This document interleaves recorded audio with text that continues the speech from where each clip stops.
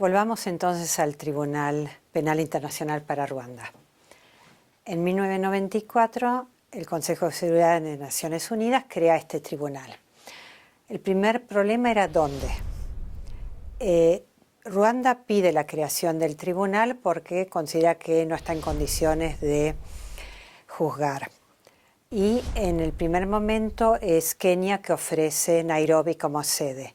Luego Ruanda cambia de opinión y Kenia no se quiso quedar con el problema político. El Tribunal para Naciones Unidas consideraba que debía estar en África, así como el Tribunal para la ex Yugoslavia estaba en Europa. Entonces finalmente Nyerere, que era un presidente socialista muy respetado, ofrece Arusha, Tanzania, como sede. Arusha tenía la ventaja de estar cerca de la frontera con Ruanda y de tener un edificio donado por Italia a la Comunidad de África del Este, que tenía lugar para alojar al tribunal. Ahora, esto de alojar al tribunal es una manera de ser, porque era un edificio, pero por ejemplo no tenía ventanas. A mí Navi Pillay, que fue presidenta del Tribunal de Ruanda y luego alta comisionada de Derechos Humanos de Naciones Unidas, me contó un día qué agradecidos que estaban los jueces cuando ella logró instalar ventanas. Aparte de no tener ventanas, obviamente tampoco había sala de audiencias, no había computadoras, electricidad en Tanzania, cuando yo estuve viviendo ahí, lo tenía un 10% de la población. Generadores en todas partes, mucho ruido, en el medio del paisaje, generadores en todas partes, y en Naciones Unidas, para tener comunicación en el tribunal, instala satélites, teléfonos e internet. Y todavía el día de hoy, si uno quiere comunicarse con el tribunal, dicta un prefijo de Nueva York que suena en el tribunal.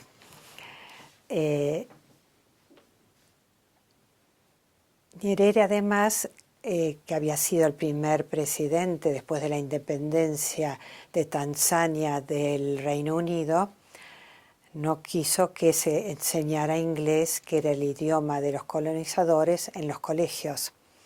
Ergo, el inglés recién se enseñaba en la secundaria. La población en general hablaba y habla el suajili. Y esto para el Tribunal Internacional, cuyos idiomas oficiales son el inglés y francés, hacía que debía importar todo el personal, salvo el personal de maestranza y los choferes de los autos, todo el resto del personal tenía que ser importado. Yo llegué a Arusha en el 2003, o sea, 9 años más tarde, y en ese momento había 2 calles pavimentadas. Una había sido pavimentada cuando fue de visita Bill Clinton como presidente de Estados Unidos, y la segunda cuando fue Kofi Annan como secretario general de Naciones Unidas. Esto para dar una idea general de las dificultades de la instalación de este tribunal en un lugar que no estaba previsto.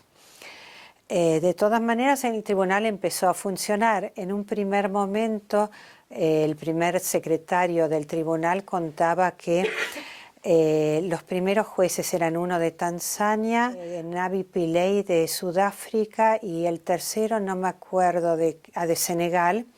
Y entonces iba recorriendo los 3 países para juntar las 3 firmas, porque no tenían dónde ubicarse físicamente todavía. Además, bueno, crear un tribunal, en teoría, y para Naciones Unidas, que pensó que iba a durar 4 años, suena fácil o rápido. Ahora, el procedimiento es el procedimiento acusatorio. Hay una fiscalía por un lado, una defensa por el otro. El tribunal, o sea, los jueces, lo que hacen en realidad es velar por el debido proceso, pero no intervienen en la prueba, ni de una ni de otra parte. Entonces la fiscalía tenía que proveer la prueba. Para proveer la prueba tenía que nombrar investigadores. Lo que en lenguaje del tribunal son investigadores, en el tribunal nuestro serían policías. Los investigadores venían también, como todas Naciones Unidas, de distintas partes del mundo, con distintos grados de preparación y técnicas. Entonces, no tenían ni la misma manera de trabajar, ni los mismos procedimientos. Tampoco hablaban Kinyarwanda, que es el idioma de Ruanda y que solo se habla en Ruanda, en ese diminuto país. El otro idioma oficial en esa época de Ruanda era el francés. Hoy en día es también el inglés. Entonces, los investigadores que no eran de Ruanda tenían que llegar a Ruanda con traductores que hablaban Kinyarwanda. Únicamente hablaban Kinyarwanda los que también hablaban francés. Entonces, si el investigador hablaba inglés, había que traducir del Kinyarwanda al francés y del francés a inglés y viceversa. Esto para averiguar con interrogatorios a las víctimas o a los testigos sobrevivientes o presenciales no hacía muy fácil el trabajo. Además, para cuando finalmente se pusieron a investigar ya había transcurrido un tiempo. La memoria tampoco estaba tan fresca. Y nos pasa a todos que a veces no recordamos mucho qué sucedió o qué creemos que sucedió. Nos pasa también a veces cuando soñamos, que nos despertamos y no estamos muy seguros si algo fue un sueño o si ocurrió. Y en estos 100 días mucho más, porque en una pesadilla generalizada es por momentos muy difícil separar la imaginación de lo real. A esto se agrega algo cultural, que es decir la verdad. Es decir la verdad, lo que yo presencié o lo que una persona en la que yo confío me contó y que yo tomo por cierto. Porque si alguien murió hace un mes, pero me contó que le pasó tal cosa, y a mí me llaman para declarar, ¿cómo no voy a declarar eso, no? Desde la perspectiva del testigo. Y los testigos, además, en muchos juicios eran los mismos. Al cabo de un tiempo ya sabían qué se les iba a preguntar y qué se esperaba que respondieran. Entonces, a eso sumamos el tema del idioma, que se hace cada vez más complicado, porque además no hay una interacción o un diálogo entre la fiscalía, la defensa o el tribunal y el testigo, sino que viene la pregunta, se traduce una o dos veces, mientras tanto el testigo, que muchas veces puede hablar inglés o francés, pero no tiene por qué admitirlo, tiene tiempo para ir pensando la respuesta y viene la devolución. Y pedir imparcialidad cuando algo tan horrible ha ocurrido también es a veces mucho pedir. Hay pocos testigos, yo creo que los jueces recordamos como muy fidedignos. Una es la periodista que hablaba de su amiga, la primer ministro.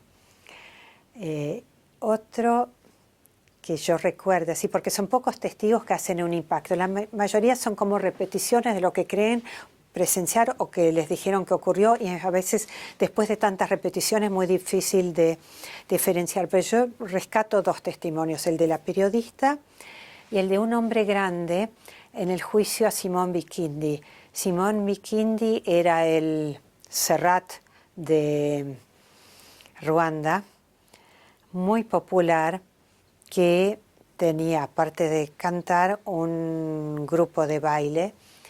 Era invitado a Europa, principalmente a Francia, y tenía un cargo en el Ministerio, creo que de Cultura. Y componía canciones para el régimen. Y este señor grande, que había sido vecino de él, porque Bikindi empieza clase baja, porque cuando fuimos a hacer la inspección ocular vimos sus distintas casas, donde nació, donde vivió después. O sea, fue como, digamos, de clase baja a clase media. Nunca fue muy rico. Pero este señor dice que un día le preguntó a Bikindi, ¿cómo a vos, que todos te queremos, cantás para el régimen? Dice, porque me pagan, pero si me pagaran los contrarios yo también lo haría. Pero son realmente pocos testimonios que uno rescata. Entonces, uno de los problemas es los testimonios que son el alimento, el ingrediente primordial de los juicios. Segundo, las actas de los investigadores, que cuando estuve en la Cámara de Apelaciones, me acuerdo que una de las cosas que hicimos fue, pero ya era tarde porque ya habían pasado muchos años de investigación, decirle a los investigadores cómo debían hacer las actas, que no podían hacer un resumen de lo que les había dicho el testigo, porque eso es libre interpretación al final del investigador, sino que tenía que haber un protocolo de pregunta-respuesta para que luego el tribunal interpretara, porque si viene un resumen, el testigo me contó tal cosa, ya es muy difícil interpretarlo, y muchas veces los testigos, cuando se les leía lo que había sido su declaración ante el investigador, decían, no, yo no recuerdo haber dicho eso, no creo haberlo dicho, pero usted lo firmó. Claro, firman un acta en inglés o francés cuando ellos hablan Kinyarwanda. O sea, esto era uno de los temas con que tuvo que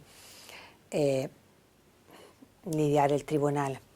También, aparte de tener que crear el tribunal, había que crear centros de detención, tanto en La Haya como en Arusha, Tanzania.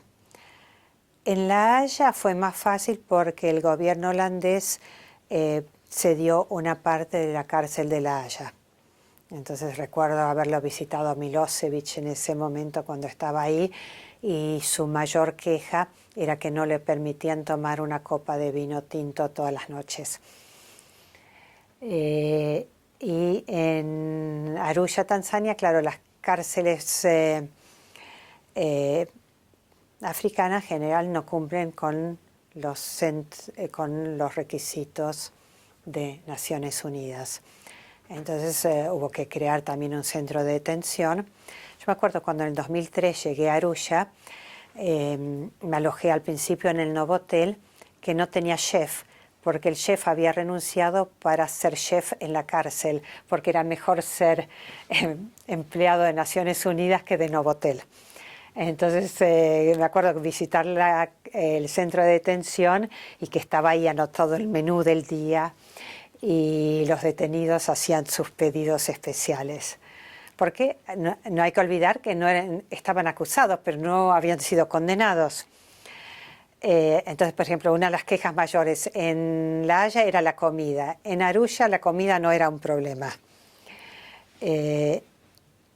Y este problema del centro de detención existe todavía hoy, en que los dos tribunales prácticamente han concluido, porque, claro, en el caso de La Haya es parte de la cárcel holandesa.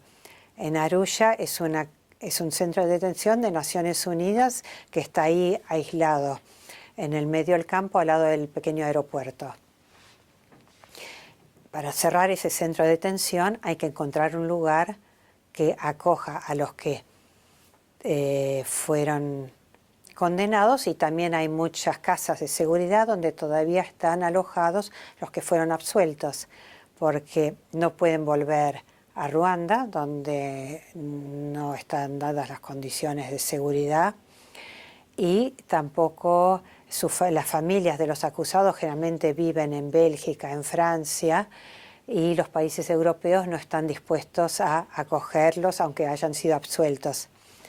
De hecho, cuando en el caso del Tribunal de Sierra Leona, Charles Taylor finalmente es juzgado en La Haya no permite, Países Bajos no permite que Charles Taylor sea llevado a La Haya para ser juzgado sin antes establecerse en qué país sería recibido en caso de ser absuelto, en caso de ser condenado. Y fue ahí el Reino Unido que dijo, en caso de ser condenado puede cumplir su condena en el Reino Unido, que es donde está en este momento. Y hace unos meses vino a Buenos Aires el greffier del Tribunal Penal para Ruanda, para pedir ayuda a la Argentina, no para que alojemos nosotros a los condenados porque es un poco lejos y no están dadas entre que no hablan el idioma no los podría visitar nadie, pero para que Naciones Unidas, para que la Argentina en Naciones Unidas ayude a que se establezca un mecanismo de acogida de las personas que han sido absueltas para que no tengan que estar dando vueltas esperando una acogida en Arusha. Yo creo me gustaría ahora hablar un poco de la colaboración de los distintos gobiernos con los tribunales penales internacionales, es decir, con el de la ex Yugoslavia y el de Ruanda. En un sentido, la colaboración ha sido más sencilla porque han sido creados los dos tribunales por el Consejo de Seguridad, ha habido apoyo de la comunidad internacional en general. Pero de los países que más colaboración se necesitaba era de los países de la ex Yugoslavia en el caso de un tribunal y en el de Ruanda en el otro. En el caso de la ex Yugoslavia, la diferencia marcada está en que el país se desmembró y se constituyeron varios países pequeños. Entonces ninguno de los países, digamos, los serbios no estaban protegidos en Croacia y viceversa.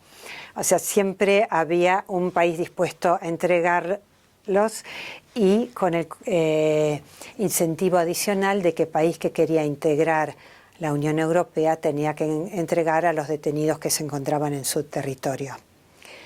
Esto ha sido muy diferente en el caso del Tribunal de Ruanda. En el caso del Tribunal de Ruanda tenemos un gobierno que está en el poder desde 1994 en adelante y que gana las elecciones con un 99%. Es decir, es en realidad una dictadura que ha sido cambiada por otra. Con obviamente diferencias, o sea, ya no sé, el gobierno actual de Ruanda hace mucho hincapié en recordar el genocidio, no enterrar a los muertos, sino dejar los memorials para que la gente recuerde lo que sucedió, en que no se hagan distinciones entre Hutus y Tutsis, sino que todos son ruandeses, pero de todas maneras es siempre muy difícil, si no imposible, juzgar al que está en el poder. Entonces, en el caso del Tribunal de Ruanda, los que han sido juzgados han sido todos los miembros del gobierno derrocado. Y cuando Carla Del Ponte, como fiscal del Tribunal de Ruanda, quiso investigar al grupo que está hoy en día en el poder, su nombramiento de fiscal no fue renovado. El Tribunal de Ruanda además depende mucho de la colaboración de Ruanda porque los testigos de la Fiscalía, las víctimas, los parientes de las víctimas, primordialmente viven en Ruanda. Y si el gobierno de Ruanda, cuando no estaba contento con alguna decisión del tribunal, lo que hacía era no permitir la salida de los testigos. Los de la defensa, en cambio, están repartidos por todo el mundo y entonces no dependían de Ruanda. O sea, la defensa tenía posibilidad de acceder a sus testigos. Y a esto se suma el tema de los testigos protegidos. En el caso de Ruanda, muchos tenían miedo a testiguar. Ahora el tribunal lo que tiene es una unidad de protección de testigos. Ahora, lo que no se puede al proteger un testigo es no decirle la identidad del testigo al acusado. Entonces, la protección del testigo empieza a borrarse un poco, porque una vez que lo sabe el acusado,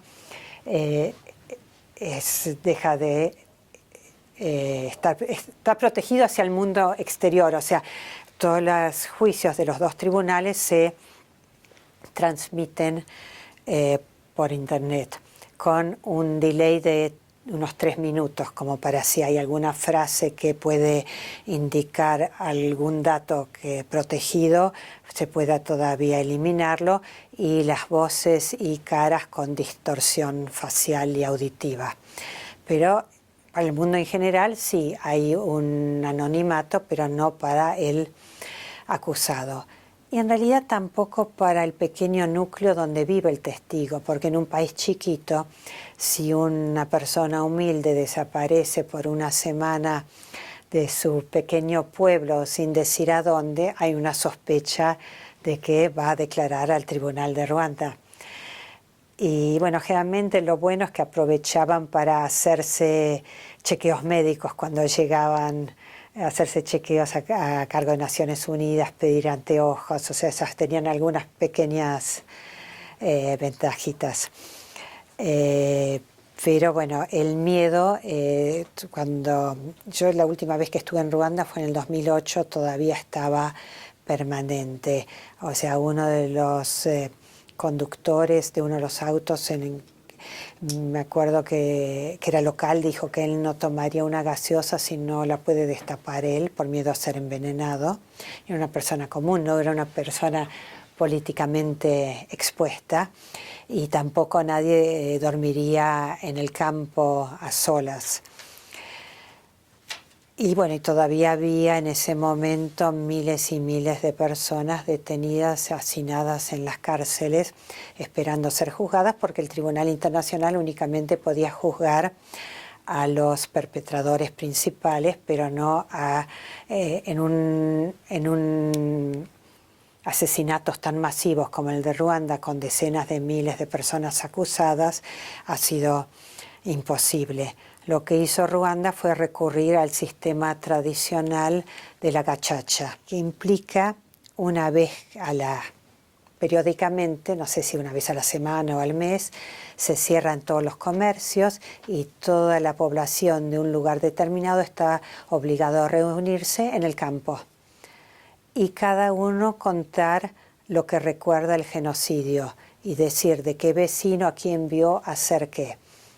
Y tratar de que admitan los culpables su culpa, que sean perdonados y que haya algún tipo de retribución, de reparación, como por ejemplo reconstruirle la casa al damnificado.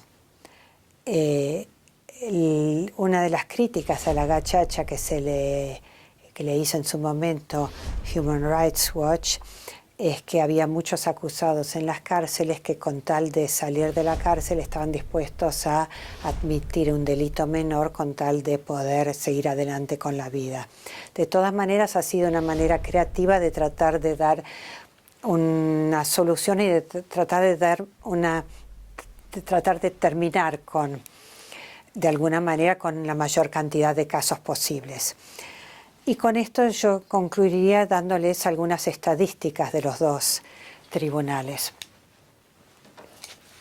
En el caso del Tribunal Penal Internacional, los acusados han sido 161 y finalizados 146 casos, 79 condenados, 18 absueltos. 13 casos transferidos a países a estados que integraban la ex Yugoslavia para ser juzgados ahí. En el caso del Tribunal de Ruanda, los acusados han sido 93, 77 casos concluidos, 14 absueltos. Lo que notamos es que a medida que pasa el tiempo, los absueltos son más, porque la política va teniendo menos interés en las condenas, hay menor presión y también ha pasado más tiempo. De todas maneras, con todos los defectos que tienen los tribunales nacionales e internacionales, lo que creo que es importante rescatar tanto el Tribunal de Ruanda como el Tribunal de la ex Yugoslavia es que ha permitido a los sobrevivientes dar un relato de lo sucedido y tener una verídica e imparcial historia de lo que ocurrió en ese momento.